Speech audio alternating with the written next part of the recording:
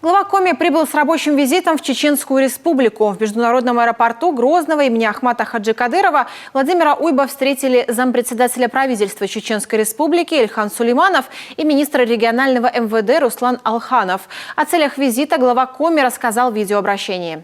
Вместе с министром внутренних дел Республики Коми Сицким Андреем Михайловичем, генерал-майором, приехали посмотреть, как служат наши земляки, полицейские Республики Коми, которые прикомандированы для выполнения служебного задания по соблюдению правопорядка, законности на территории Чеченской Республики.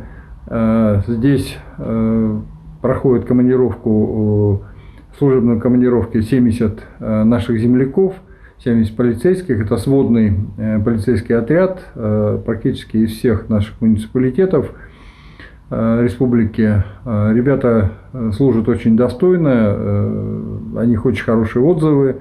Ну и в свою очередь и руководство Чеченской республики, и руководство МВД Российской Федерации создали очень хорошие условия для службы, для отдыха. Поэтому ребята ни в чем не нуждаются. Ну, ребята и девчата, тут сводный отряд.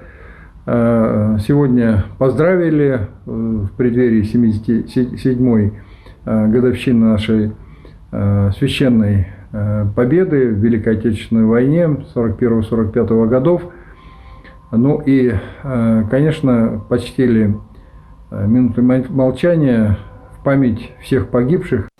В рамках визита запланирована и встреча с главой Чеченской республики Рамзаном Кадыровым. Руководители регионов обсудят вопросы взаимодействия. Подробнее Владимир Уйба расскажет завтра.